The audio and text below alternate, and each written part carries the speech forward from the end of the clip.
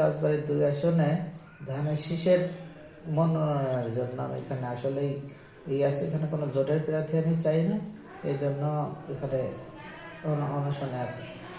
আমি এখানে শুনছি যে যখন 3 নভেম্বর 237টি আসনে মনোনয়ন কনফার্ম করেছে বিএনপির মনোনয়ন বোর্ড, কিন্তু দুঃখের বিষয়ে রাজবাড়ী 2 আসনে করে নাই। তারপর থেকে গুঞ্জন শুনতেছি যে এখানে জোট দেবে, কিন্তু আসলে তো এটা কথিত রেলমন্ত্রী জিল্লুল হকিমের এলাকায়, এখানে বিএনপির ঘাঁটি। এই বিএনপি 17 বছর জিল্লুল হকিমের এই সন্ত্রাসী বাহিনীর দ্বারা অত্যাচারিত হয়েছে, এবং আমি নিজেও অনেক অত্যাচারিত হয়েছি, নিপীড়িত হয়েছি, শোষিত হয়েছি।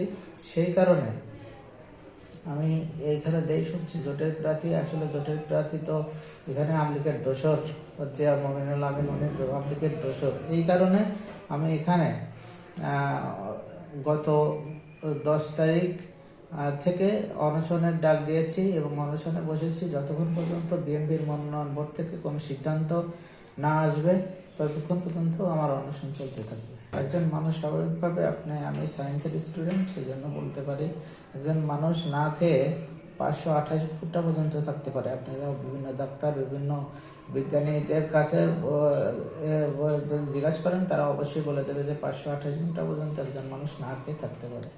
আমার তো মাত্র কয়েক ঘন্টা রয়েছে, 218 ঘন্টা। যতক্ষণ পর্যন্ত বিএনপির মনোনয়ন বোর্ড থেকে আমার কাছে কোনো ফোন না আসবে, ততক্ষণ পর্যন্ত এখানে আমার অনশন চলতে থাকবে। দলীয় হাইকমান্ড, আমার দৃঢ় বিশ্বাস যে দলীয় হাইকমান্ড এখানে জোটের প্রার্থী দেবে না, কারণ আমি যে জোটের প্রার্থী মমিনুল আমিন, ওনার সম্পর্কে যতটুকু বলার দরকার মিডিয়াতে বলেছি, সেই হিসেবে আমি দল কখনো এখানে ভুল করবে না।